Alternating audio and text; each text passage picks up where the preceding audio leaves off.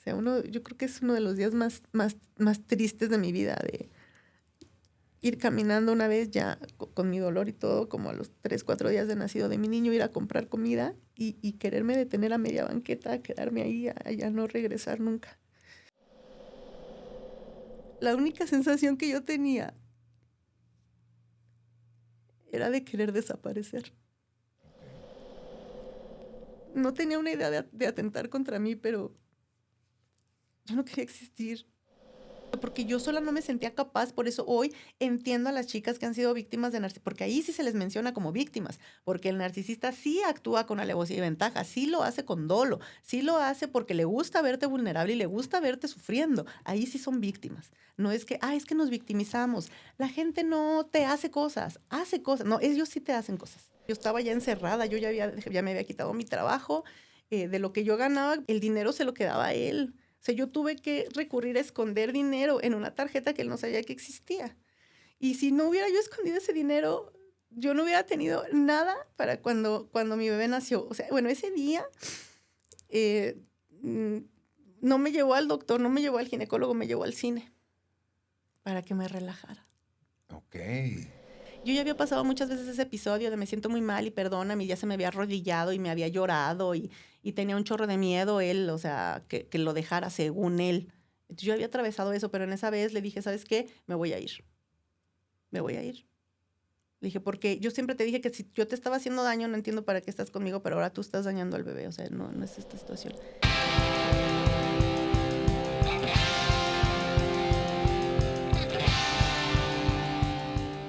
Hola a todos, bienvenidos a este nuevo episodio de No Somos Nada. Porque somos todo. Yo soy Mariluz Castañeda. Y yo, Alex Martínez, me estoy dando cuenta que, miren, son las 11:11. Oh. Ahí se ve que es justo cuando se sube el episodio. Sí, ¿no? Exactamente. Entonces, casi estamos en vivo. Sí, claro. En otra temporalidad, en otra dimensión, en otra... Sí, claro. Fíjate, en otra pero vida. Bueno, todos los miércoles 11:11 se sube un nuevo episodio y hoy es un episodio muy interesante.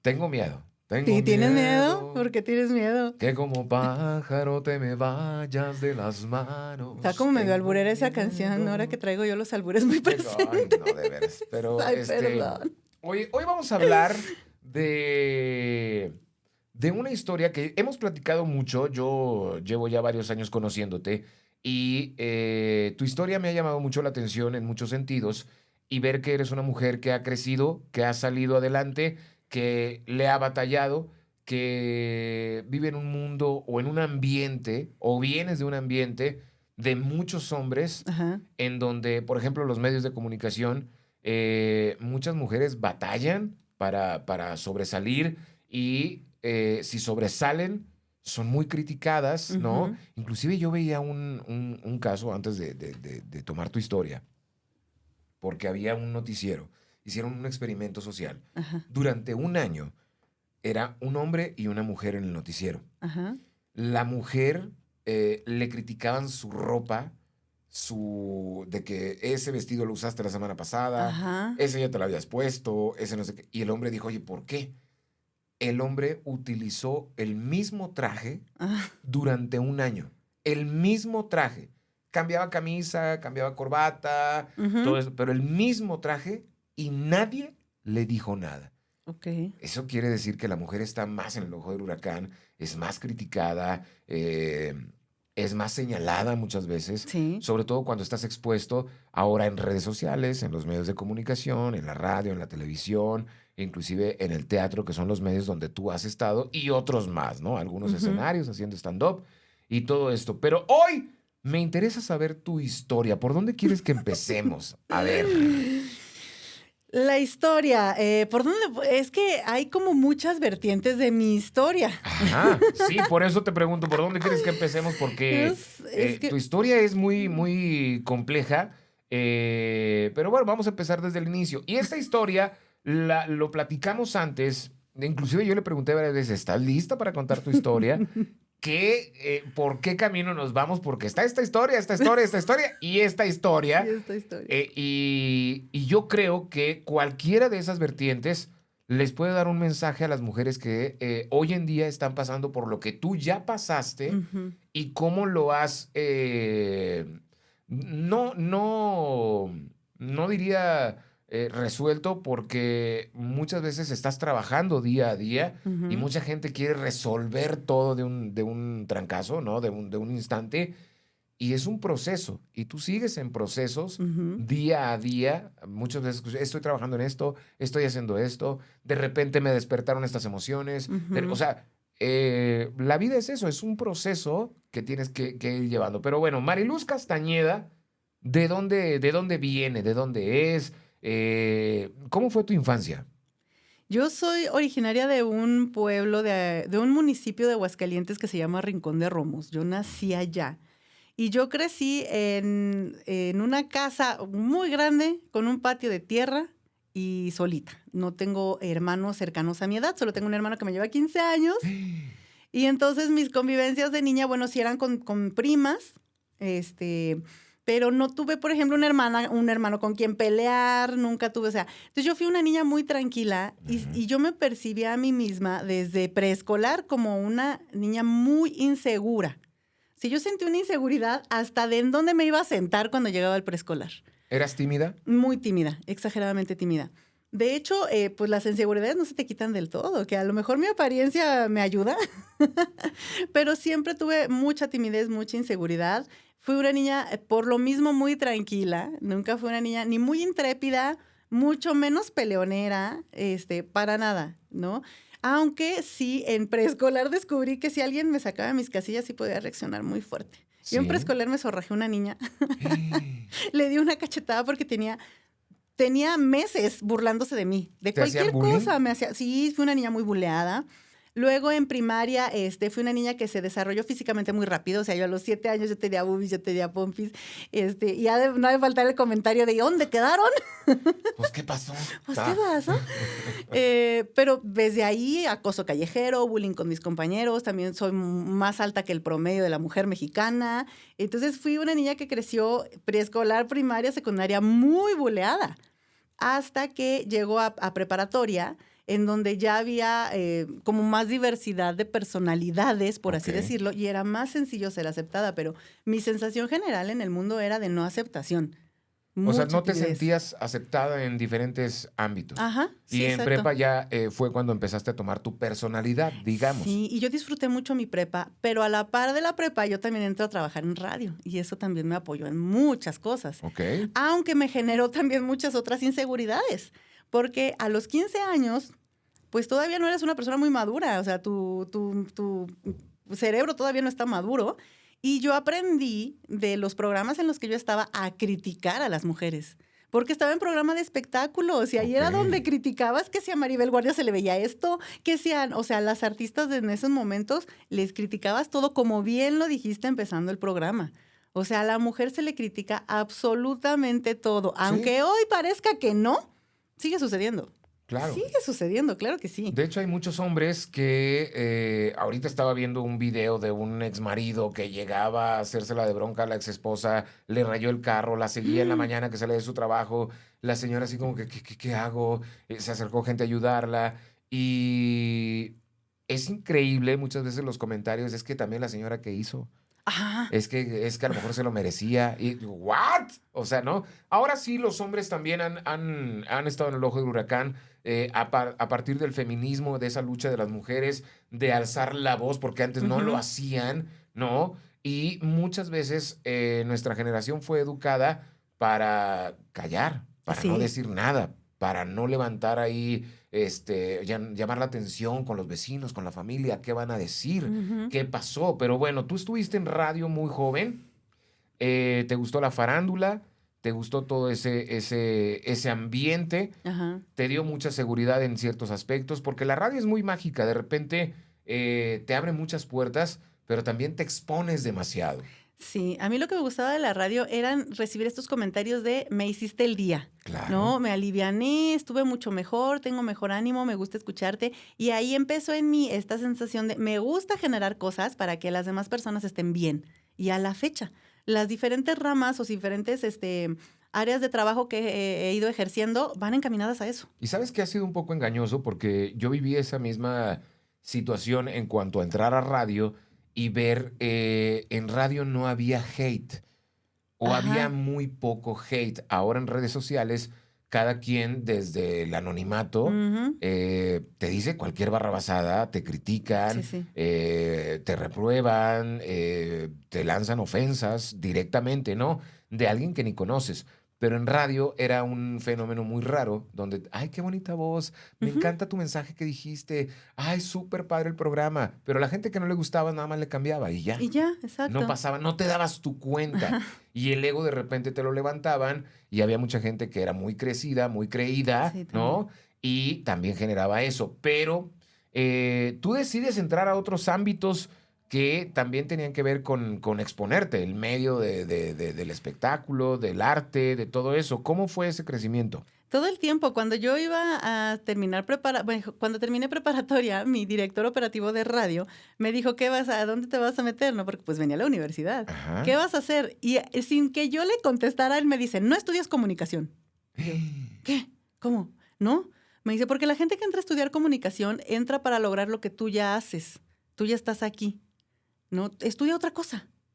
Y entonces, por circunstancias de la vida, porque esa será otra historia, por circunstancias de salud, no pude darle seguimiento a la carrera que quería, pero en ¿Qué un carrera concurso, querías? yo sí quería estudiar comunicación, Ok, no me importó lo que me decía mi maestro. ok. Y digo, bueno, es que también fue mi maestro, mi director, y no puedo entrar a la universidad que yo quería te digo, situaciones de salud de mi papá. Mi papá, cuando yo salgo de preparatoria, le da una embolia, un infarto vascular cerebral. Entonces eran días de hospital, trabajo, hospital, medio duermo, hospital, hospital, hospital. Y fue mi proceso para entrar a la universidad. Ok, Pero también me gané un concurso, me gané una beca en un concurso en una universidad particular y ahí entro a la carrera que hoy tengo la licenciatura en artes escénicas y audiovisuales. ok. Ahí empiezo a conocer de teatro, también ahí empieza la situación del desarrollo personal, porque para que tú generes para que actúes, para que puedas hacer un personaje, tienes que conocerte a ti. Ujú. De hecho, una maestra nos transmitía la fórmula de la actuación, decía que eras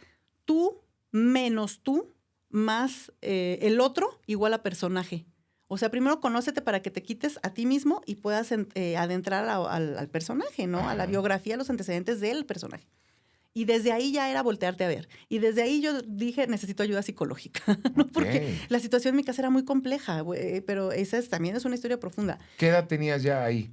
Tenía 18 años, Ok. 18, 19 años. A los 19 años voy al psicólogo por primera vez porque yo sentía que me desbordaba de todo lo que pasaba en mi casa, de lo que no comprendía que pasaba en la escuela.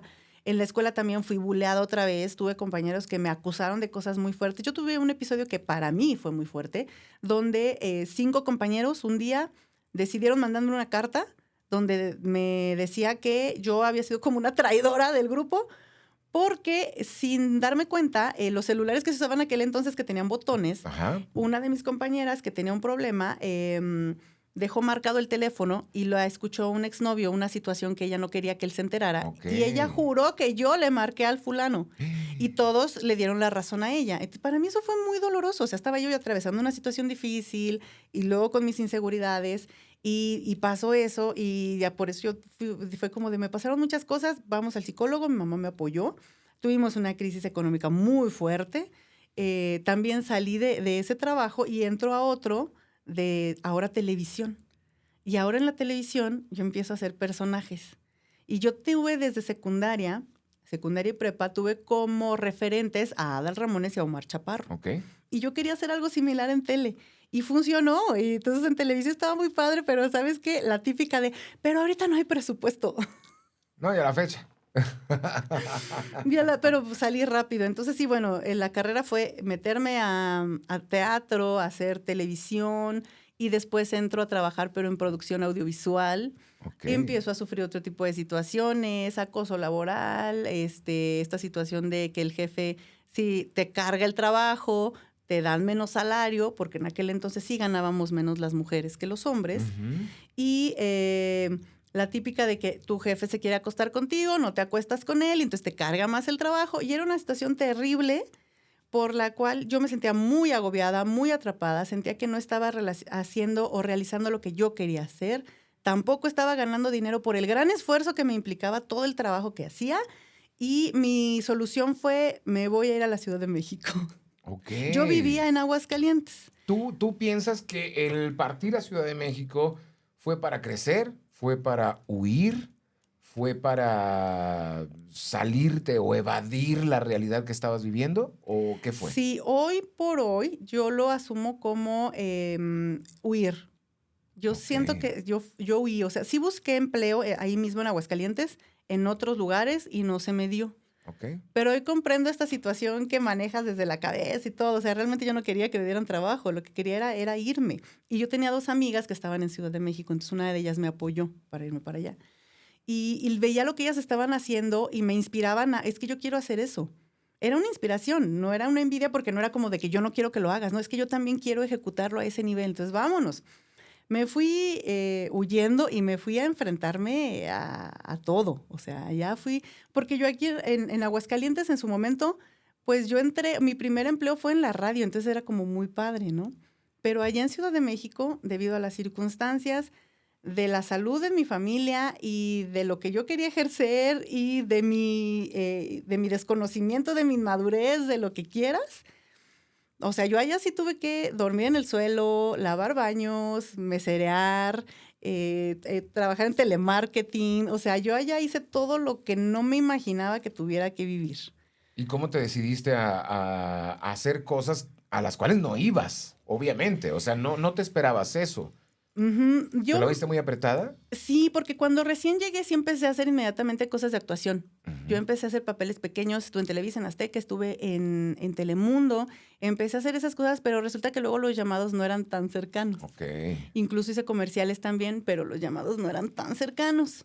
Estuve en Caso Cerrado también. Ándale. Busquen el episodio ahí en YouTube. Entonces, la cuestión de que los llamados no fueran tan cercanos, pues te va apretando económicamente porque tienes que sobrevivir y yo no tenía ni un padrino, ni un papá rico, ni nadie, absolutamente nadie. Entonces empieza a acabar los ahorros y es como de pues o trabajo en algo que me permita acudir a los llamados, o sea, tendría que ser un trabajo un poco informal y luego por eso Ujú. muchos actores recurren a meserear, porque ahí es muy informal la cuestión de la mesereada. O sea, no me puedo meter a una oficina y no me voy a meter a producción audiovisual porque me resultaba muy mal pagado y muy explotado y a lo mejor por el trauma que ya me había generado en un canal de tele antes, ¿no? Y ahí empiezo a buscar trabajo y empiezo a trabajar en eso. O sea, yo fui mesera, fui bartender, trabajé en telemarketing, fui animadora de estas que están ahí, edecán animadora, Ajá. porque pues soy un perico y entonces era una ventaja, ¿no? Ahí estar, Yo no entiendo por qué las animadoras hablan así. Muchas gracias por estar con nosotros. No lo entiendo todavía, pero bueno, ok. ¿Y luego? agarras el estilo sin querer. ¿Quién les dice háganlo así? ¿Quién? Es otra larga historia. Ok, bueno, entonces ya te abres camino y todo eso. En la Ciudad de México fue un parteaguas, fue un antes y un después, ¿no? Sí, definitivamente. O sea, en Ciudad de México fui a, como dicen que a morder el suelo, ¿cómo se dice? O sea, ahí sí fui a ver mi suerte. Tuve la Ujú. conciencia en algún momento de que yo estaba ahí por decisión. O sea, no es como que, ay, bueno, pues me fue mal en la vida y ahora estoy en esta situación, no tengo que comer. O sea, yo siempre fui consciente de que yo podía regresar a mi casa, que tenía el apoyo para regresar a mi casa y que podía estar súper bien arropada y ahí en mi caso será todo totalmente diferente. Sin embargo, la idea de estoy aquí porque quiero lograr algo que todavía ni sabía bien qué era lo que quería lograr, esa aferración y esta aferración de si es que si regreso a Aguascalientes me voy a ver fracasada. Ujú. El El orgullo, orgullo. el ego. Ese ego a mí me mantenía viviendo con medio kilo de tortillas y una bolsita de frijoles toda la semana. ¿Sí? Porque era para mí más fácil decir, estoy acá y estoy, mira, salí en esta novela, aunque la gente no vea todo esto, que regresarme y verme fracasada. Hoy obviamente lo veo totalmente diferente y por eso lo compartimos. Porque te das cuenta que todas esas situaciones sí aprendes, claro que aprendes mucho, pero a veces no es necesario que te estés latigando o que estés destrozando tu vida por algo que solo es tu ego. Hay muchas mujeres que muchas veces sufren maltratos, sufren abusos, ya sea leves o severos, Ujú. económicos, físicos o de acoso, ya sea en el trabajo, en la escuela, en la familia. Y muchas veces el ego, el orgullo, el que qué van a decir, el me van a juzgar, es muy, muy fuerte, ¿no? Pero en Ciudad de México, y ahorita ya entrando ya a un tema ya muy escabroso, ahí conoces el amor. Mm, ¿Cómo decirlo? Pues, ¿cómo es? O sea, en ese Es que momento, ¿tú conocías eso? ¿O cómo fue? ¿O cómo pasó? voy a hacer un pequeño paréntesis. Fíjate que curiosamente yo en Aguascalientes sufrí más acoso, tanto Ajá. callejero como laboral, que en Ciudad de México. O sea, en Ciudad de México no sufrí tanto esto. En Ciudad de México me asaltaron con pistola en mano Ah, bueno. y nadie lo sabía, pero pues nunca, por ejemplo, en Ciudad de México nunca me dieron una nalgada, ¿no? Ni Ajá. en el metro, ni en los apretujones, ni nada, nunca. Ni pasando en la calle me decían cosas como me sucedía en Aguascalientes. Pero bueno, en Ciudad de México hay una oportunidad de empezar a hacer comedia Ujú. gracias a precisamente al programa de Adal Ramones que hizo Destamparados. Ajá. Y ahí yo me decidí a lograrlo. Ahí sí me sentí como, o lo que yo hoy describo como una mujer empoderada, porque puse el foco, lo trabajé, lo estructuré, me costó trabajo, me dediqué y lo logré. Y yo empecé a trabajar en comedia y empezaron a venir buenas amistades para mí, buenos compañeros. Y en alguna ocasión, un compañero mío con el cual yo había trabajado, pero él es más como de la escuela de contar los chistes ya populares, por así decirle, no era Ajá. tanto como tipo stand-up, que era lo que yo hacía. Comediantes de la vieja guardia que les llaman ahora, Como ¿no? le llamábamos, ajá, él me enseñó muchísimo respecto a estar en el escenario, a leer a la gente, a saber proyectar la energía, a ir intercambiando incluso tu rutina o acomodar tus chistes para ir de una manera mejor, pero no había una estructura, digamos, no cerrada, ¿cómo se dice? Purista del stand-up, que en ese momento era muy como de moda el stand-up purista. Entonces, ese compañero un día me avisa que hay un curso con Gloria Rodríguez, que le mando un gran saludo y espero que esté muy bien. Mi primer maestra de stand-up, que fue Gloria Rodríguez, me mandó el anuncio, me comunicó con ella, le digo, oye, ya he hecho esto, le mandé videitos. Gloria, súper lindisísima, me dio precio un poco más abajo Ok. y me permitió hacerle creo que 2 pagos, confió en mí, súper agradecida yo con Gloria. Y en el curso de Gloria Rodríguez conozco a una persona que yo ya lo había identificado en redes y lo había visto que él hacía de pronto eventos de stand-up, pero en las redes estaba con lente oscuro. Entonces yo nada más ubicaba un fulano muy feo. O sea, a mí se me hace muy feo. Ok. Pero ya era conocido para mí ahí en las redes y yo sabía que el lugar donde iba a hacer el curso era un lugar donde o él trabajaba o él algo tenía que ver. Recuerdo perfecto que yo iba cruzando la calle y lo veo desde un ventanal. El curso fue en un bar. Y cuando lo veo desde el ventanal no traía los lentes oscuros porque era de noche Pero y si lo vi los ubicaste. ojos, sí lo ubiqué, dije, es este fulano. Lo ubiqué y me di cuenta cuando entré que me clavó la mirada. O sea, eso es que ya lo ganché. Chingo. Así como de, ay, no, qué O incómodo. sea, ay, otra vez. Otra O vez. sea, Entonces me ah, no, recuerdo mucho, bueno. me siento, lo veo y dije, mira qué bonitos ojos tiene. Sí, está feo, pero tiene bonitos ojos. Y tomamos el curso a mitad, o sea, sí me di cuenta que me quiso sacar plática, yo sangrona, y a la mitad del curso se acerca otra vez a platicar conmigo y empiezo a platicar con él. Y yo desde ahí noté un interés en esta persona, un interés en mí, que fue un poco incómoda. Terminando el curso me invita a cenar y yo voy a confesar algo en afán de apoyo a quienes nos escuchan. A ver. Yo le acepté la cena porque yo tenía hambre, Ajá. literalmente tenía hambre. No porque hubiera sido una persona súper agradable ni nada. Me invita a cenar y desde ese momento fue como de, esta persona es como bien rarita. ¿Rara en qué Como sentido? que muy fanfarrón, muy ególatra, muy de, yo soy amigo de Memo del Bosque, sí, yo he hecho esto y yo he hecho aquello y el yo-yo. Y como en este afán de conquista dije, está galaneando, ¿no? Dale chancita, está galaneando. Y yo siempre fui como muy empática, no sé si la palabra sea la más adecuada, pero luego muchas mujeres caemos como en un tipo de compasión, ¿sabes? O sea, que decimos, vemos que está batallando, que tiene problemas y los justificamos a veces. Entonces dije, ay, ya, está curiosito, está incomodito, pero bueno, ya terminamos de cenar, me llevó a la casa Y inmediatamente, o sea, me frecuentó y lo primero que me dijo es que te quiero conocer, pero yo no te quiero conocer para que seas mi amiga, te quiero conocer para que seas mi novia. Y yo así de, ok, qué miedo. Pero yo venía también de una situación de galanes donde nada más somos amigos, ¿eh? De hecho, el anterior me dedicó una canción que se llama Quiero ser tu amigo nada más. Órale. Así tal cual. Y venía de esta situación de somos amigos, ¿eh? O sea, año y medio, viviendo de su casa, conociendo a su familia, pero nada más somos amigos. Es como de, ¿no? Que es el colmo del descaro. Entonces, cuando llega una persona, de pronto, como con esta formalidad, dije, hay que darle oportunidad, ¿no? Y yo empiezo a salir con él y siempre fue, y por eso lo quiero compartir, porque luego no confiamos en lo que nosotras estamos intuyendo o sintiendo. Yo siempre me sentí incómoda con él.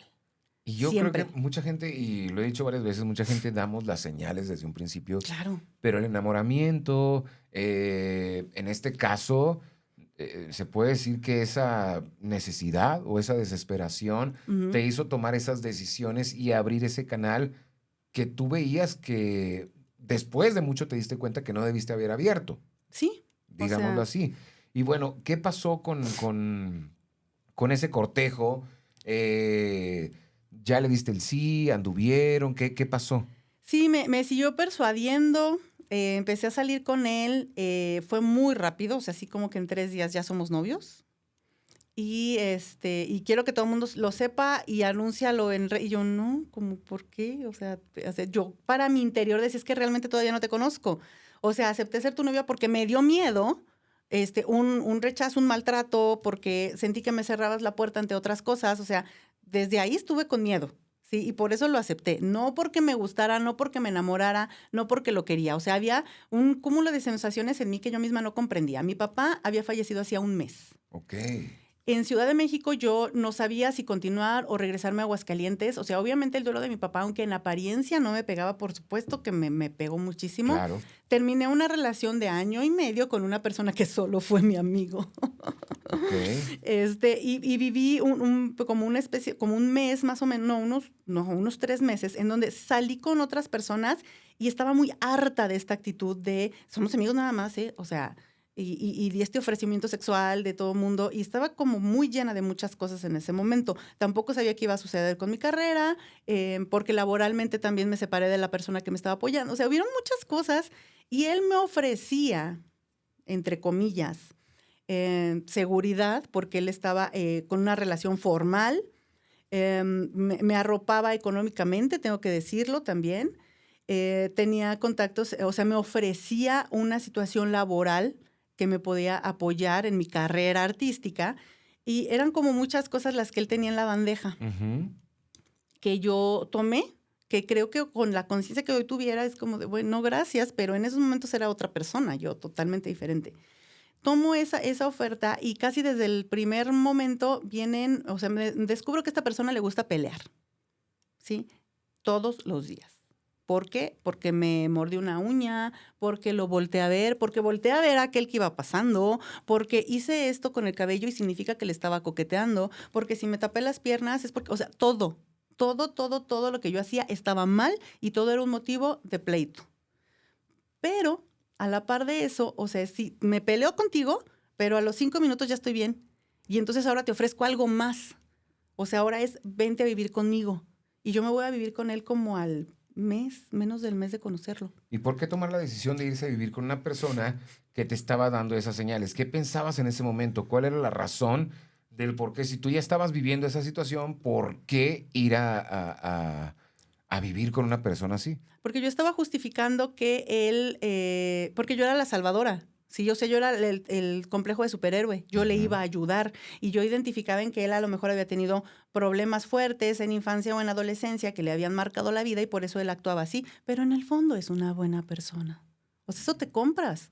Eso te compras. Y lo que realmente estaba alrededor era lo que te menciono. O sea, yo me sentía sola, literalmente sola, porque no tengo familia en Ciudad de México. O sea, no es como que tuviera ahí una red de apoyo que a lo mejor sí existía, pero no la veía. Entonces Ajá. me sentía desprotegida por todos lados, vulnerable, triste, sin medios para nada.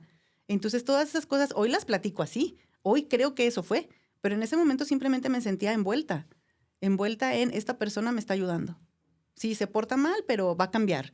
Pero se porta mal, pero en el fondo debe ser una buena persona. Y pues me está protegiendo y me está ayudando y me está cuidando. Entonces me fui a vivir con él. ¿Nunca dio destellos de ser una buena persona? O me imagino que sí, ¿no? Después de Sí. alguna pelea, era, no, es que mira, y tú, y esto, y lo otro, y empezaba el cariño, y luego otra Sí, vez, entonces sí. subía, bajaba, y entonces tú decías, bueno, es que está este lado que me gusta mucho, Ujú. este no me gusta tanto, pero esto lo vamos a cambiar, Sí, sí, sí, siempre ¿no? obviamente sí Porque sí daba tiene un lado destellos. bueno. Sí, sí, claro, sí, él siempre mostraba un lado bueno, él siempre mostraba un lado, pero aparte, ¿sabes qué? Las cosas buenas que él mostraba eran cosas como, mira, no fumo, no me drogo, tengo un buen ingreso, tengo un buen trabajo, o sea, son como estas cosas materiales, a lo mejor, ¿cómo decirlo? Nunca era como de una emoción. Si era una persona que no empataba con mis emociones, era una persona que no le gustaba que yo tuviera emociones. O sea, una persona que no le gustaba que yo me sintiera mal. Yo no podía llorar, o sea, si me venía la idea del duelo de mi papá, no, es como, no llores, o sea, ¿por qué? Se le incomodaba. Si yo tenía algún malestar, es que me dolió la cabeza, me cayó mal la comida, era una molestia de parte de él. Entonces, todo lo que mostraba bueno era bueno, pero pareciera hasta como un guión o una estructura. Sí, mira lo bueno que soy y mira cómo te cuido. Te llevé a las farmacias similares para que te compras una aspirina, ¿sí? Y aparte me lo recalcaba y me lo restregaba. Todas las cosas que él hacía buenas o bien, entre comillas, te las restrega y te las restrega y te las restrega. Para que te des cuenta, Para ¿no? que te De des que, cuenta, ajá. o sea, que siempre lo tengas en cuenta, aunque yo sea, Para que tengas en cuenta que yo estoy aquí para ayudarte, para apoyarte y sin mí no eres nada y tú siempre haces cosas que no deberías de hacer. ¿lo consideras un narcisista? Creo yo que coincide él mucho con la terminología de psicópata narcisistas, que son trastornos de la personalidad. Ya estamos hablando de una cosa muy fuerte. Años después, muchos años después, platiqué con un psicólogo y me dijo que yo tenía el trastorno de psicópata narcisista. En apariencia, o según lo que leo, pareciera como que no existe, o sea, son dos trastornos por separado, pareciera que no es como una patología en unión, los dos son trastornos y coinciden en algunas cosas, otras cosas son diferentes. Muchas veces creemos que los psicópatas son delincuentes.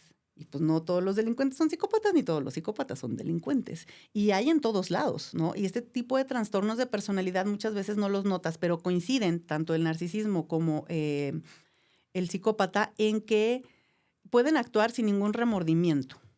Pueden actuar para hacer sufrir a las personas y no generan una empatía. No hay, de verdad, no hay en ellos un dolor, un remordimiento. Si tú estás llorando, te estás sintiendo mal, no entra en ellos. Y tienen, obviamente, los narcisistas este aire de superioridad, donde te tienen que mostrar y demostrar y restregar que son superiores a ti en todos los aspectos y manejan una aparente autoconfianza muy fuerte. ¿Qué pasó cuando él te hace esa revelación de que lo diagnosticaron ya un psicólogo? Es que fíjate que no es un diagnóstico, un psicólogo no lo puede diagnosticar. Para diagnosticar una psicopatía tienen que hacer un estudio, tienen que hacer un electroencefalograma para ver cómo está la actividad eléctrica, bueno, la actividad cerebral, y lo tendría que diagnosticar un neurólogo o un psiquiatra. Entonces no es un diagnóstico, sino fue una plática que Ok. tuvo con un psicólogo y él lo asumió. Y cuando yo empecé a investigar de mi cuenta, los trastornos coinciden todo, Ok. coinciden todo. ¿Y tú qué hiciste al momento de que él te revela que ha identificado esa condición? Bueno, cuando él me revela esto, ya habíamos pasado por un matrimonio y ya teníamos un hijo, Ok. ¿sí? O sea, yo me entero de esto 5 años después. ¿Y qué pasa en ese momento? O sea, ¿te dio miedo? ¿Quisiste seguir ayudándolo? ¿Él lo aceptó? ¿Lo rechazó? ¿Qué pasó? Yo ya no quise seguir ayudándolo desde que nos separamos, porque cuando nos separamos me quedó muy claro que era una persona a la cual yo no podía ni debía, o sea, no había manera de ayudarle. Entonces nos regresamos un poquito más. ¿Cómo fue esa separación? Él y yo primero, bueno, vivimos juntos. Cuando vivimos Ujú. juntos me dijo que se quería casar conmigo, que quería tener un hijo. Ok. Empezamos a buscar el hijo y o sea, yo me voy a vivir con él en un enero y me embarazo, o bueno, me doy cuenta que estoy embarazada en octubre. Ok. Nos casamos en noviembre. Teníamos un año de relación. O sea, en ese noviembre, de hecho nos casamos el día que cumplíamos un año de ser novios. Nos casamos al civil, ¿Al solamente. cuánto tiempo se fueron a vivir juntos? Al mes. Al mes. Fue muy rápido, ellos actúan muy Ok. rápido. Sí, sí. Y curiosamente yo ya notaba que, aparte que le gustaba pelear, de que todo lo que yo hacía estaba mal, yo ya había platicado con él de, oye, pues es que si soy tan incómoda, ¿por qué tienes una relación conmigo? Le molestaba que yo le diera explicaciones, le demostraba, le desesperaba que lo desargumentara, porque las cosas que él decía eran muy absurdas y eso lo desesperaba de sobremanera. Pero curiosamente iba pasando el tiempo y dejaba más tiempo sin pelear. O sea, si de pelear diario, luego peleábamos cada tercer día, luego cada semana, luego 2 veces al mes. Y entonces yo creí que eso era una evolución. Yo creí que él iba estando diferente. ¿Y qué era? Pues no sé, una estrategia. O tal vez iba cambiando. O sea, pues las personas iban cambiando. O sea, hoy por hoy no sé realmente qué sucedió. No sé si fue una estrategia o si dejó de pelear. Pero no dejó nunca de ser una persona ególatra, maltratadora, violenta, agresivo incluso en sus palabras. Nunca dejó de ser eso. Solamente ya no buscaba el pleito conmigo. Ok. Conmigo, porque con otras personas, pues, cada que podía desquitaba su coraje ahí. Entonces, bueno, me embarazo, me caso con él al civil en un noviembre y nos íbamos a casar, íbamos a tener una boda religiosa en el siguiente febrero. Yo ya estaba embarazada y durante el embarazo también eran unas cuestiones muy complicadas porque ahora yo tenía la culpa también de todo, yo tenía la culpa de cansarme mucho, yo tenía la culpa de, o sea, no era, para él no era normal que me cansara, para él no era normal que, nada del embarazo era normal para él. Y luego nada más me llevaba precisamente a similares, no quería, porque aparte el señor gana muy bien, o sea, económicamente es una persona muy bien posicionada, Ajá. pero también es un tanto mezquino, entonces era como de, pues aquí en similares, ¿no? Hasta que me dijo, oye, vamos con un ginecólogo un poquito más avanzado porque tengo estos asuntos, de infecciones y demás. Bueno, la situación así siempre fue muy compleja, él siempre decía que yo no aceptaba a su familia, que no aceptaba a su mascota, o sea, un día... llegamos a la casa y se le perdió un almorol que compró en un spray. Yo estaba en el baño, la casa en la que vivíamos tenía un baño entrando y era una casa bastante grande. Yo por mi embarazo tenía problemas de estreñimiento y yo estaba ahí en el baño atorada y entonces él me grita, o sea, me refiero a que estás de acuerdo que muchas veces te gritas porque no te oyes, porque Ajá. uno está en la recámara y el otro está en el baño y para mí eso es muy normal. Me pregunta que dónde está el almorol y le dije, no sé en dónde lo dejaste. Y me vuelve a preguntar como 3 veces. Y le digo, es que no sé en dónde lo dejaste, no me fijé en dónde lo dejaste. Pues me esperó a que saliera del baño para mostrarme en su celular una lista de cosas que yo hacía, entre comillas, para hacerlo sentir mal y para decirme que él no se merecía el trato que yo le daba. Ok. Porque le estaba gritando en su propia casa. Y entonces me empezó a sacar, sus argumentos eran, ¿no quieres a mi perra? ¿No saludas a mis amigos? ¿Me gritas en la casa? ¿Todo el tiempo te duele la cabeza? ¿Quieres puras cosas que yo no te doy? Lo que haces de comer, no te fijas si está o no en mi dieta. Esos eran sus argumentos. Y de ahí empecé yo a decirle, me reí. O sea, me reí. Y fue mi peor pesadilla haberme reído. Porque le dije, no es en serio, ¿verdad? O sea, es una broma. O sea, me estás argumentando que no quiero a tu mascota y que no le saludé a tus amigos ayer. Sí, claro que le saludé, pero no viste, pero... Y me dice, no es broma. Te lo estoy diciendo de verdad porque tú haces eso por molestarme a mí. Y ve lo que yo te doy. Si yo te doy casa, esto, restregarme todo lo que... Y sí, pues sí, ok, yo vivía en una casa que él me sostenía, sí es real. Pero fue un pleito de, híjole, si no mal recuerdo eran las 11 de la mañana y me debió de haber dejado en paz como a las 2, 3 de la tarde. Donde me gritó todo lo que me quiso gritar, me dijo todo lo que me tenía que decir. Yo estaba embarazada y yo nada más recuerdo que me recargué en una pared. Yo estaba llorando, yo tenía horas llorando. Y le dije, me está doliendo el vientre. Le dije, porfa, o sea, no lo hagas por mí, hazlo por el bebé. Que ya no aguanto, ya déjame bañarme. Y se detuvo un poquito y me dijo, no, porque tú usas al bebé de pretexto para todo. Le dije, es que no entiendo qué es lo que quieres que te diga o qué explicación quieres que te dé ante el hecho de haberte gritado porque estaba en el baño.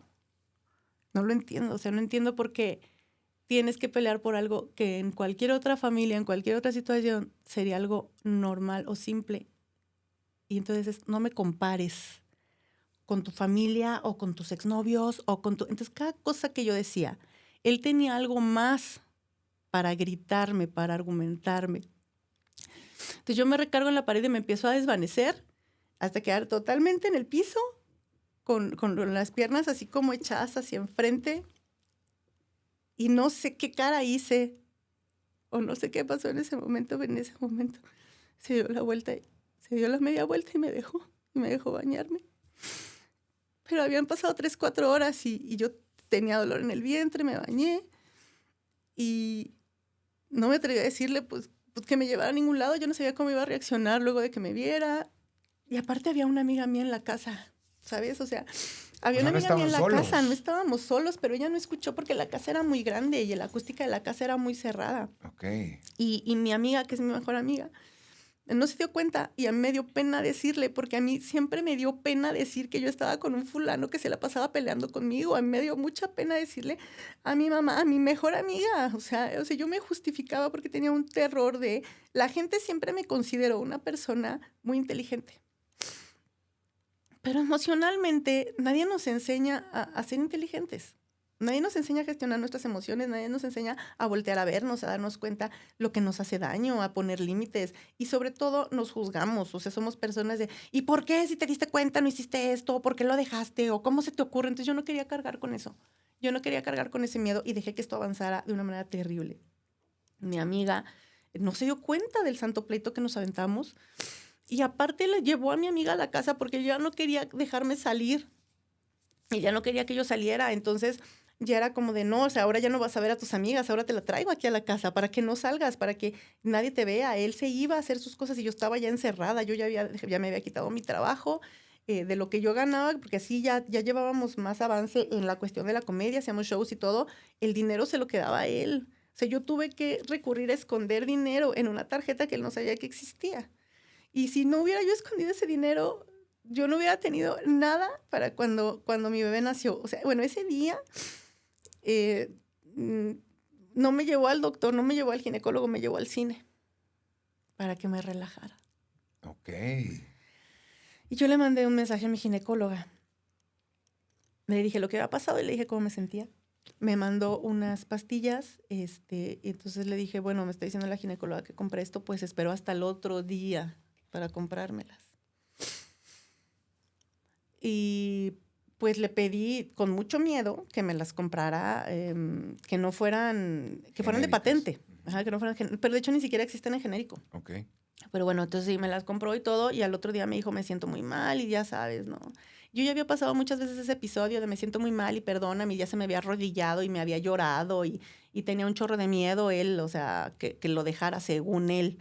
Entonces yo había atravesado eso, pero en esa vez le dije, ¿sabes qué? Me voy a ir. Me voy a ir. Le dije, porque yo siempre te dije que si yo te estaba haciendo daño, no entiendo para qué estás conmigo, pero ahora tú estás dañando al bebé, o sea, no es esta situación. ¿Qué vas a hacer? Le dije, me voy a Aguascalientes. Y el bebé es tuyo. O sea, no tengo ningún problema, el bebé es tuyo, nada más déjame. ¿Qué vas a hacer? No sé qué voy a hacer.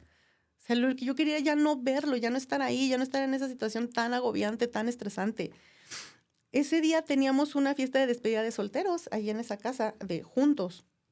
Pasamos la fiesta y terminando la fiesta yo viajé a Aguascalientes sola, porque el señor también ya no quería ir a ver a mi familia, porque él gastaba mucho dinero y porque él ya no, o sea, entonces ya yo viajé a Aguascalientes sola y a los 2 días otra vez vinieron los reclamos de que no le saludaste a mi tía tal y a alguien le dijiste que el microondas no servía y qué vergüenza que la gente se entere de que el microondas no sirve. Y esos eran sus argumentos totalmente vacíos y absurdos. Y esto fue un lunes y para un jueves me marca por teléfono. Yo estaba en Aguascalientes todavía revisando detalles de la boda religiosa. Acababa de imprimir invitaciones, me marca por teléfono y desde que lo escuché le dije, ¿qué pasó? No, pues vengo de contar. Había un comediante que como que le metía muchas cosas a la cabeza y qué bueno. Este comediante le decía mucho que no se casara. Y yo o ya sea, tenía... tú después de ese episodio y después de que te vienes a Aguascalientes, ¿todavía pensabas casarte por la iglesia. Todavía pensaba casarme. ¿Por? Pero yo ahora sí ya tenía muchísimo miedo. Ok. O sea, tenía muchísimo miedo a que él me destruyera, tenía mucho miedo a que me robara el bebé, tenía mucho miedo a que eh, a quedarme sola, porque yo ya no tenía nada. O sea, yo ya le debía mi trabajo a él, le debía mi economía a él, todas mis cosas estaban en su casa. Lo que te hizo creer. Sí, lo que él me hizo creer, claro. Entonces yo tenía todavía mucho miedo y mi familia todavía no sabía esto. O sea, de hecho, ni mi mejor amiga, ese día no se enteró lo que pasó ese día, ni al otro día, o sea, se enteró después. Entonces, ese jueves que él me marca, ¿qué estás haciendo? Y yo, no, pues ya cerré esto, ya di anticipos de esto, ya di anticipos del otro, aquí y allá. Vine de imprimir las invitaciones, pues vengo con tal comediante, ¿no? Porque estaba tomando un curso de comedia. Ujú. Y luego, no, pues que ya ves que siempre dice que no me case, que no. Le digo, sí, ya sé. Y me dice, oye, ¿estás de acuerdo que últimamente pues como que hay mucho estrés? Sí. O ¿estás de acuerdo como que últimamente por el embarazo pues estás como más sensible? Sí, estoy de acuerdo. ¿Estás de acuerdo en que no nos casemos? Le dije, sí, estoy de acuerdo. O sea, no necesité 2 segundos para decirle que sí. Sí, estoy de acuerdo. Ok, le dije, entonces, mañana no me esperes. Déjame acomodo para ir por mis cosas. Yo tenía al siguiente día un show para que me viera un manager importante de comedia. Ujú. Pero bueno, ya no llegué al show. La cuestión es que en ese momento yo le cuelgo y bloqueada de redes, bloqueada de WhatsApp. O sea, ¿qué necesidad? No, su familia obviamente no me contestó. Ese güey, o sea, ahora tienes todas mis cosas. Por decencia, dame mi ropa, güey, dame mi computadora. O sea, no, o sea, bloqueada total y absolutamente. Yo ya no volví a ir para allá. Ahí le solté a mi familia pues todo lo que era, le solté toda la bomba de lo que realmente estaba viviendo con él. Y yo pretendía ir a sacar mis cosas de la casa y muy sutilmente, muy sutilmente, porque mi familia nunca se ha metido en mis relaciones, nunca me ha criticado a mis parejas, para nada. Muy sutilmente fue como de, no vayas, no, échale algo. Entonces mi mejor amiga, que le acabo de mencionar, se aventó al flete de ir y sacar toda mi ropa y de escucharlo a él y de escucharle todos sus argumentos y todas sus tonterías. Y otro amigo que ya falleció, me trajo mis cosas acá, bueno, de Ciudad de México, las trasladó a Aguascalientes. Ujú. Y la situación es que yo mantenía contacto con el señor, pues porque era el papá del niño, pero era tener contacto para una vez más pelear y pelear y pelear y pelear. Entonces mi bebé se vio siempre en peligro, siempre tuve que estar al pendiente de estar yendo al ginecólogo cada 15 días, cada semana. Mi niño está dentro del espectro, del trastorno del espectro autista y según lo que me han explicado los neurólogos, la formación del cerebro es diferente. Es evidente que cuando hay descargas eléctricas, que en este caso se generan por estrés, hay cambios en el cerebro. Ok. Sí, claro que el niño tiene una repercusión de eso. Más otras cosas que no se conocen. O sea, esa también es una deducción mía, pero bueno, es algo de lo que se sabe. Y ya no regresé. Se canceló la boda unos 13 días antes. Ok. Yo no dije por qué. Yo le hablé a las personas, a los invitados, para decirles, bueno, a mi familia sí, pero a quienes no eran mi familia, hablé para decirles que se posponía hasta que tuviera el bebé. Porque yo no quería cargar con el, ¿qué pasó? ¿Y por qué? Claro. Ay, no, dije, no, yo no voy a cargar con eso. Yo no voy a cargar con eso. Y entonces me quedo en Aguascalientes y me doy cuenta de lo que mencionaste hace ratito, lo que él me hizo creer. Porque cuando la gente se enteró que yo me divorcié de él, me empezaron a llevar ofertas de trabajo, pero en Ciudad de México. Ya. Y yo tenía mucho miedo de estar sola en Ciudad de México embarazada. Y tú ya estabas acá. Sí, yo ya estaba en Aguascalientes, como buena niña provinciana, me regresé a refugiar con mi mamá. Digo, mi mamá ya estaba sola, ya mi papá ya había fallecido. Y me regresé ahí con mucha incomodidad también y con mucha incertidumbre de qué va a ser de mí. O sea, para mí también fue muy complicado. Te digo, yo tuve que esconder un dinero porque de otra manera él se quedaba con todo. Ajá. Y no me dio, no, o sea, estaba en contacto conmigo, pero era el rollo de, ¿qué necesitas? Pues tanto, esto y esto y esto, y ropa y aquí y allá, y la consulta cuesta tanto, y, en todo mi embarazo, bueno, en la mitad del embarazo, me dio 800 pesos. Wow. Ese fue su apoyo, 800 pesos el señor. Y cuando tengo a mi bebé, pues que para mí fue muy doloroso sentirme sola. O sea, y no es que estuviera sola, porque ahí estaba mi familia, pero esta sensación, porque también todas las hormonas te juegan chueco. Esta sensación de soledad a mí me dolía mucho, o sea, a mí me resultó muy doloroso salir del hospital y yo manejar. Me compré un coche, que de hecho tengo un chiste de ese coche, y lo manejo como una bici. Dije, voy a comprar el coche más barato que me encuentre en el mercado porque necesito trasladarme porque estoy embarazada. Y me compré un coche, un Stratus 99. Y estaba muy viejito y que aparte era un calorón allá adentro. Y cuando yo salgo del hospital, yo me voy manejando en el coche con mi bebé casi rostizándose en el calorón de junio del vehículo. Pero yo estaba en una situación tan depresiva y no era por haberme separado de la pareja, porque si escuchas, yo nunca me enamoré de él, yo nunca estuve bien con él. Cuando él me dijo no nos casamos, yo respiré. Dije, sí, gracias. O sea, porque yo sola no me sentía capaz. Por eso hoy entiendo a las chicas que han sido víctimas de narcisismo, porque ahí sí se les menciona como víctimas, porque el narcisista sí actúa con alevosía y ventaja, sí lo hace con dolo, sí lo hace porque le gusta verte vulnerable y le gusta verte sufriendo. Ahí sí son víctimas. No es que, es que nos victimizamos. La gente no te hace cosas. No, ellos sí te hacen cosas. Hoy entiendo porque hay muchas chicas que no pueden salir. Yo tampoco podía salir de ahí. Si él no me termina, a lo mejor yo no salgo. O sea, conmigo así como que Dios fue muy grande y me rescató de ahí al año y medio, pero hay chicas que se han pasado 10 años, 5 años ahí metidas, ¿no? Y yo siempre les digo, es que si tú ya empiezas a sentir que hay algo que no cuadra, vete. No pasa nada, que no te importe el chisme, que no te importe de que si tu mamá, tu prima, tu sobrina te digo que estaba mal, es más importante tu integridad porque todos los traumas que te dejan son muy duros de sacar adelante. O sea, a mí, yo siento que a lo mejor ya ahorita, a 8 años de separación, ya no tengo o ya trabajé esos traumitas. Creo, porque no han salido. Pero en estos 8 años salieron y salieron y salieron y salen traumas hasta de la idea de cómo te va a responder una persona. O sea, tienes hasta miedo. Bueno, yo tenía hasta miedo de decirle a alguien, no, es que eso no es así. Porque la manera en la que él me respondía y la manera en la que me quería controlar era demasiado fuerte. Entonces esos traumas son demasiados. Entonces la cuestión es si tú sientes que la persona no te está haciendo bien, si te está haciendo algo que tú no le harías, no lo compadezcas y no se trata de que te portes mal, solamente vete. No te pongas en el papel de rescatadora, no te toca rescatarlo. A lo mejor sufrió mucho y tuvo muchos traumas, pero a cada uno nos toca rescatarnos a nosotros mismos. Nadie va a venir a hacer el trabajo por ti. Nadie va a venir a saber quién eres, qué quieres, cómo te sientes. Igual tú con ellos. Y también hay mujeres narcisistas. O sea, no digo que nada más seamos. Pero, o sea, entiendo un tanto a las víctimas, iba a decir, por estar jugando. A las víctimas de los narcisistas las comprendo ante eso. Es muy difícil salir de una situación así. Y más cuando te agarran en una situación vulnerable, ¿no? Yo tenía un fallecimiento, tenía muchas cosas. Y aunado a eso, bueno, el estrés, el posparto, la depresión posparto, a mí me pegó. Yo en ese momento no lo quise ver así, ni lo quise reconocer, pero a mí sí me impactó demasiado. O sea, yo creo que si a mí no me hubiera dolido tanto la cesárea, porque me tuvieron que hacer cesárea, yo no sé qué hubiera hecho. Yo no me podía parar de la cama, pero la única sensación que yo tenía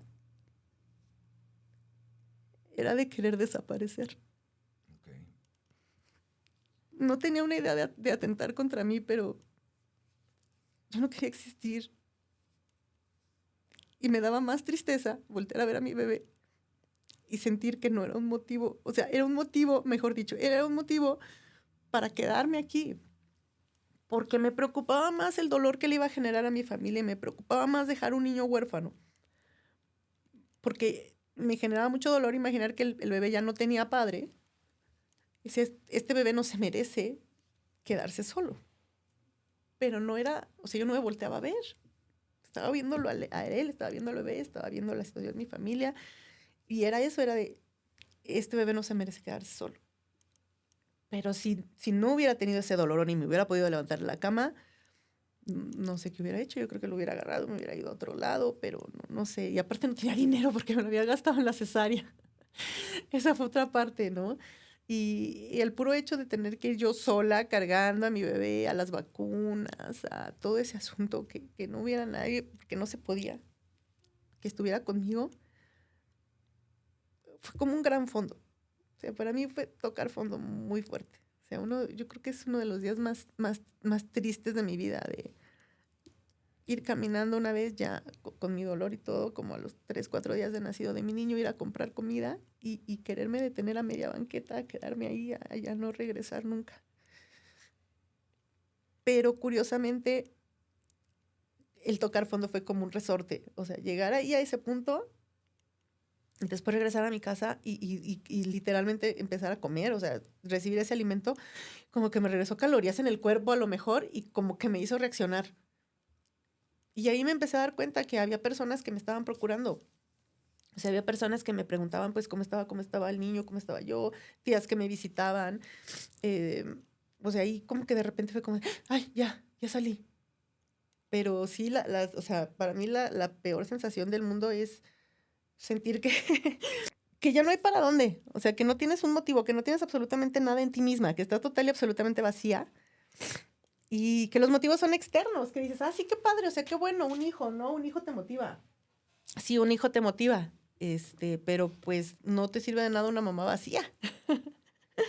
Y bueno, es que sí, es muy, muy, muy fuerte estas vivencias, pero conozco muchos casos que son de este tipo, que son más fuertes, que están ahorita, en este momento, entrando en esa situación. Y de verdad es muy difícil, muy, muy, muy, muy, muy difícil, digamos, eh, por decirlo de alguna manera, salir de esa situación, ¿no? O sea, es muy difícil aceptar lo que estás viviendo, aceptar lo que está pasando.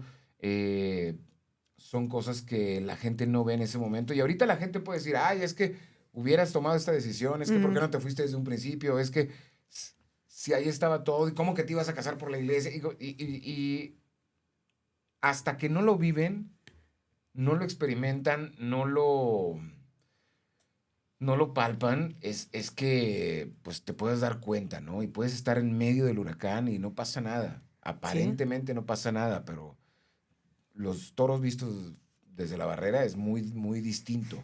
Ya para cerrar, ¿qué les dices a esas mujeres que están viendo esas señales, que tienen miedo de hablar, que Ujú. tienen miedo de salir, porque es un miedo que ni siquiera ellas se explican Ujú. en ese momento? Muchas veces ni siquiera saben que es miedo. O sea, es increíble, pero Sí. es real, es verdad.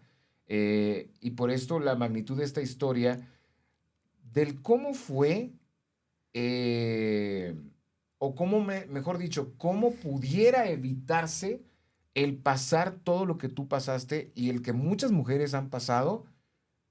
¿Tú crees que hay una manera de evitarlo, de solucionarlo, de prevenirlo? Es que lo podemos ver de dos maneras. Si lo ves desde el punto de vista filosófico, Ujú. pasas por lo que tienes que pasar para aprender lo que tienes que aprender. Y ya lo explicaste muy bien. O sea, es un cúmulo de emociones que tú misma no te explicas, que tú misma no comprendes, que tú misma no asimilas. Y también la otra parte es que te empiezas a acostumbrar. El cerebro se acostumbra más fácil a situaciones de tristeza o de coraje porque se asimilan en el cuerpo, bueno, en el cerebro. La asimilación es más lenta, o sea, como que el movimiento es más lento a, por ejemplo, la química de un beso. Al ser más lento, tu cuerpo tiene más tiempo de asimilarlo y por eso es más fácil que nosotros nos acostumbremos a situaciones incómodas o que consideramos malas. Y por eso regresamos siempre ahí, porque en la zona de confort, y decimos confort, pero no es la zona cómoda, es la zona conocida. Entonces, ahí es donde entra esto del más vale malo por conocido que bueno por conocer. Y a veces regresas a donde te sientes, entre comillas, cómoda, pero es porque lo conoces, no es porque sea una comodidad. Y entre más pasa el tiempo, es más difícil salir de ahí. Entonces, te decía, si lo ves de una manera filosófica, o sea, ok, yo aprendí muchas cosas y me ayudó un chorro y el tener un niño con el trastorno autista, pues me ha ayudado a voltearme a ver y a trabajar el cerebro y a hoy lograr muchas cosas y hoy estoy muy contenta con mi vida. Y tal vez si no hubiera tenido un niño con esa neurodivergencia no lo hubiera logrado, o no en este tiempo, a lo mejor me hubiera tardado más. Pero por otro lado, ¿qué puedes hacer? Ser consciente y congruente en cómo te sientes. es que sí nuestros sentimientos, y hoy las neurociencias nos lo dicen, la neurobiología del comportamiento nos lo dice, los sentimientos son un atajo. O sea, si tú en tus sentimientos, en tus emociones, estás incómoda, estás inquieta, estás intranquila, estás con muchas dudas, vete, no pasa nada, no te metas en la cabeza la idea de se ha portado súper bien conmigo y ya me amobló el departamento y nunca antes nadie me había ayudado y sal de ahí, no pasa nada, no eres una malagradecida, no puede ser posible que por compasión, por agradecimiento, por vergüenza, por culpa, estés arriesgando tu vida, estés arriesgando toda tu integridad, porque lo que te está generando una persona así son heridas para toda la vida, o sea, son traumas que vas a tener que trabajar muy profundamente. Entonces, si la persona con la que estás se incomoda porque te sientes mal, se incomoda porque estás enferma, no te deja que te expreses, que llores, te vulnera, te dice que no eres suficientemente inteligente, importante. Vete de ahí, no pasa nada, de verdad. O sea, es más importante tu integridad emocional y física que lo que vaya a decir tu mamá, tu tía, tu prima, tu abuelita. Y ahí es donde realmente debemos de ocupar el rollo de, pues a mí no me importa lo que digan, que tanto se profesa, pues que ahí no te importe lo que digan, que no te importe dejarlo. Yo sé que es complejo y si no, pide ayuda. Pide ayuda, o sea, ya hay números, en varias ciudades hay institutos de salud mental gratuitos, hay números de atención ciudadana que te dan el primer apoyo, o sea, puedes recurrir, a veces el mismo internet, hay grupos de mujeres que atravesaron por eso y te pueden dar el apoyo. Y el consejo después de estas personas es, ahora sí, literalmente contacto cero, porque son exageradamente manipuladoras, exageradamente manipuladoras. Y aunque tú ya tengas la conciencia de muchas cosas, el nerviosismo que nos entra, porque a mí todavía me entra nerviosismo de la idea de hablar con él, pues hace que se te nuble la razón. Entonces, por eso es que se maneja el contacto cero con estas personas. Y también sería lo más adecuado con cualquier relación que terminas, contacto cero por lo menos por un tiempo. Pero con estas personas es contacto cero definitivo. Y es más triste y más doloroso, obviamente, cuando hay hijos de por medio. En mi caso, pues he tenido que tomar la determinación de darle a conocer a los médicos de mi hijo y a los abogados y a las personas que nos resguardan la situación del señor para que mi hijo no tenga como tanto problema con la convivencia con él, si es que generara una convivencia, porque realmente ni la genera, ¿no? Ok. Y es lo único que les puedo decir, o sea, salgan de ahí, o sea, hay algunos que son muy bonitos, hay algunos que son el príncipe azul y te tratan súper padre y te lo dan todo y son la cosa más hermosa. Y si estás teniendo una relación que consideras muy hermosa, respira un rato, profundiza y date cuenta por dentro cómo te sientes. Si por dentro hay una inquietud, esto estuvo raro, esto no me gustó, hazte caso, no es tan difícil. Lo más difícil es escucharnos. Exacto. Y bueno, pues ya el consejo es ese, que se conozcan lo que tú decías cuando tomaste tus clases de actuación, conózcanse a sí mismos para ver qué es lo que les hace bien, qué es lo que Ujú, no les hace bien, qué es lo que quieren, qué es lo que no quieren, porque todo empieza desde uno.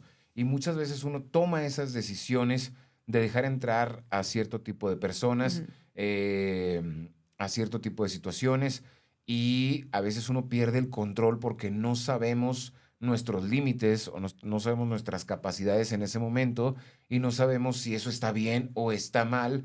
Y también, pues tengan mucho cuidado en identificar ese tipo de situaciones, ¿no? Ujú. Porque muchas veces también, después hablaremos de eso, que muchas veces ya con estas palabras de moda y todo este exceso de información y a veces una persona está estresada y puede también mostrar sus emociones, eres narcisista. Y a lo mejor no Ah, lo es. Hay que identificar bien cada paso, pero tampoco no hay que dejar de pasar cualquier tipo de agresión, cualquier tipo de cosa fuera de lo normal. ujú. Hay que ponerle atención, ¿sí? No se trata de que todos son así o de que nadie es así o de que todo está bonito. Pareciera y te envuelven muy fácil lo que yo he escuchado, que te envuelven muy fácil, pero inclusive es tanta la información que a veces uno dice, oye, yo no seré así.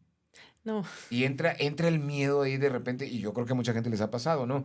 Oye, yo no estaré en esta situación. Y a lo Ujú. mejor no es nada que ver, pero hay que tener muy en claro eso. Pero bueno, muchas gracias, Mariluz, por tu historia, por compartirle a las mujeres y a la gente en general Ujú.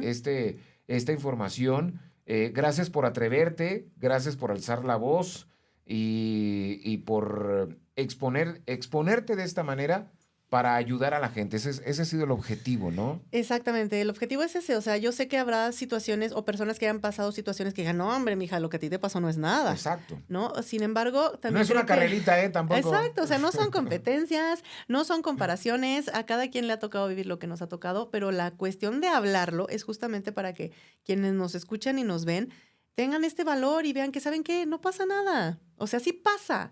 Pero pasa, no te quedas ahí. Y hay que actuar. No te puedes quedar ahí. Exacto, hay que actuar. Y créanme que después las cosas vienen mucho mejor. O sea, ahorita ya estás en lo peor en lo que puedes estar. Ya no te sientas con el miedo y con la inquietud de voy a estar peor. No, créeme que no.